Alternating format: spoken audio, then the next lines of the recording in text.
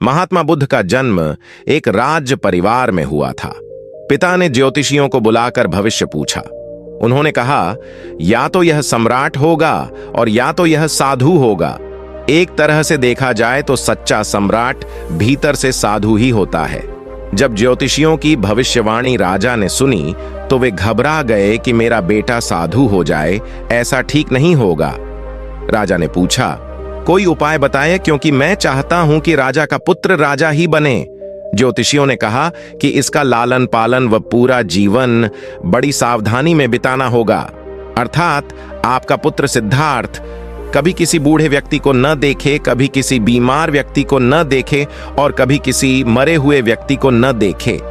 जब तक ऐसा होगा तब तक वे राजा ही बने रहेंगे। अगर ऐसा नहीं हुआ तो वे साधु बन जाएंगे। राजा शुद्धोधन ने अपने पुत्र सिद्धार्थ के लिए बढ़िया से बढ़िया बड़े बड़े महल, अच्छे से अच्छा भोजन, दास दासियां और खाने पीने के सामान आदि वस्तुओं के ढेर लगा दिए। पिता ने पुत्र को सुख सुविधाओं में इतना उलझा दिया कि उसे बाहर का संसार याद ही नहीं आया। शुद्धोधन ने समझ लिया कि अब इतने सुखों के आगे साधु बनने का प्रश्न ही उपस्थित नहीं होता। वे निश्चित हो गए। राजा शुद्धोधन ने बिल्कुल पक्की व्यवस्था कर रखी थी कि उनका पुत्र सिद्धार्थ जीवन में कभी भी वृद्ध, बीमार और मृतक व्यक्ति को देख न सके, क्योंकि वे अपने पुत्र को खोना नहीं चाहते थे। सिद्धार्थ का जीवन ऐश्वर्य और सुख सुविधाओं में बीत रहा था।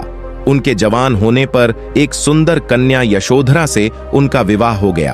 विवाह हो जाने पर शुद्धोधन की आधी चिंता मिट गई। अब तो शादी हो गई, अब कहां जाएगा? अब तो मेरा पुत्र बंधन में बंध गया है, अब उसके कहीं जाने का सवाल ही नहीं उठता। 1 वर्ष बाद बेटे का भी जन्म हो गया। उसका नाम राहुल रखा गया। अब राजा शुद्धोधन को बिल्कुल पक्का विश्वास हो गया कि अब यह कहीं नहीं जा सकता। एक दिन सिद्धार्थ ने कहा कि पिताजी, आज तक मैंने कभी अपनी राजधानी नहीं देखी।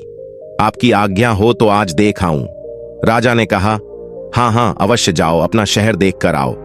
एक सारथी को भी साथ में भेजा गया कि जाओ राजकुमार को राजधानी घुमा फिरा कर लाओ। फिर भी राजा ने चाक चौबंद इंतजाम कर रखा था कि कहीं चूक न हो जाए। सिद्धार्थ के लिए राजधानी के प्रमुख मार्ग खूब सजाए गए थे, पर घूमते घूमते सिद्धार्थ ने थोड़ा उल्टा मार्ग ले लिया। वे उस मार्ग से गुजरने लगे जहां पर तैयारी नहीं थी, और आज उनको बहुत आश्चर्य हुआ जब पहली बार उन्होंने एक बूढ़े आदमी को देखा। कमर झुकी हुई, पूरी चमड़ी में झुर्रियां पड़ी थीं। वह परेशानी और दुख से बेहाल था। उसकी चाल बहुत धीमी थी। बूढ़े की झुकी हुई कमर को देखकर सिद्धार्थ को एक झटका लगा और सारथी से उन्होंने पूछा, क्या एक दिन मैं भी बूढ़ा हो जाऊंगा? सारथी ने कहा, हां राजकुमार, हर व्यक्ति के जीवन में 3 अवस्थाएं आती हैं, बचपन, जवानी और बुढ़ापा। एक दिन तुम भी बुढ़ापे की अवस्था में जाओगे। हे राजकुमार, यह संसार का नियम है। चाहे गरीब हो या अमीर, सबका शरीर शिथिल अर्थात बूढ़ा होता है। राजकुमार सोच में पड़ गया। सारथी ने रथ को आगे बढ़ाया तो कुछ दूरी पर एक बीमार व्यक्ति मिला जो रोगों से घिरा हुआ था। उस पीड़ित व्यक्ति को देखकर राजकुमार का मन बहुत ही दुखी हुआ। राजकुमार ने पूछा, इसको क्या हुआ है? सारथी ने कहा, यह व्यक्ति बीमार है, इसलिए यह कराह रहा है। इस संसार में दुख और सुख दोनों हैं। यह अपने अपने भाग्य की बात है कि कोई दुखी है और कोई सुखी है। क्या मैं भी कभी बीमार हो सकता हूं? सारथी ने कहा, आप ये विचार अभी छोड़ दें। समय बड़ा बलवान होता है। ये सारी बातें कर्मों पर निर्भर करती हैं। चाहे राजा हो या रंक, सुख दुहक सब पर आते हैं। अगर शरीर में कोई रोग आना है तो वह आएगा। यह सब सुनकर राजकुमार सोच में पड़ गया। सारथी ने रथ को कुछ आगे बढ़ाया तो सामने से 4 कंधों के ऊपर एक अर्थी को जाते हुए देखा। राजकुमार ने ऐसा पहली बार देखा था।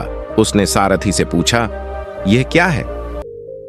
यह आदमी मर गया है, यह मुर्दा है। जो व्यक्ति मर जाता है उसको बांधकर श्मशान भूमि में ले जाते हैं, फिर वहां पर उसे जला दिया जाता है। राजकुमार ने कहा, क्या सबको मरना पड़ता है? हां, सबको मरना पड़ता है। यह मृत्यु लोक है। जो जन्म लेता है उसे कभी ना कभी अवश्य ही मरना पड़ता है। तो इसका मतलब यह हुआ कि ठीक इसी तरह से एक दिन मुझे भी मरना होगा। मेरी देह भी मुर्दा होगी और मुझको भी 4 कंधों पर उठाकर ले जाया जाएगा। मुझको भी ऐसे ही रस्सियों से बांधा जाएगा।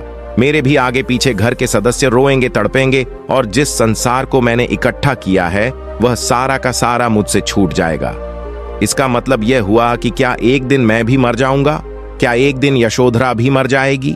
क्या एक दिन मेरा राहुल भी मर जाएगा?